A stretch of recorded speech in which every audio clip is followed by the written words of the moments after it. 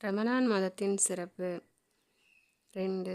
யா ரசூலல்லா, எங்களில் அனைவருக்கும் நோன்பாளிக்கு நோன்பு திறக்க உணவளிக்க வேண்டும் என்ற சக்தியுடையவர்களாக இல்லையே என்று சஹாபாக்கள் வினவினார்கள். அப்பொழுது ரசூலுல்லாஹி ஸல்லல்லாஹு அலைஹி வஸல்லம் அவர்கள், வயிறு நிறைய உணவளிக்க வேண்டும் என்பதில்லை, ஒரு பேரித்தம்பழம் அல்லது ஒரு மிடர் தண்ணீர் அல்லது ஒரு மிடர் பால் ஏதேனும் ஒன்றை கொண்டு நோன்பு திறக்கச் செய்தாலும் அவருக்கு அல்லாஹ் தஆலா அந்த நன்மையை வழங்கிடுவான் என்று கூறிய பின், இம்மாதத்தின் முதற் பகுதி அல்லாஹுடைய ரஹ்மத்தாகவும், நடுப்பகுதி பாவமன்னிப்பாகவும், இறுதி பகுதி நரக நெருப்பை விட்டு விடுதலை பெறுவதாகவும் இருக்கின்றன.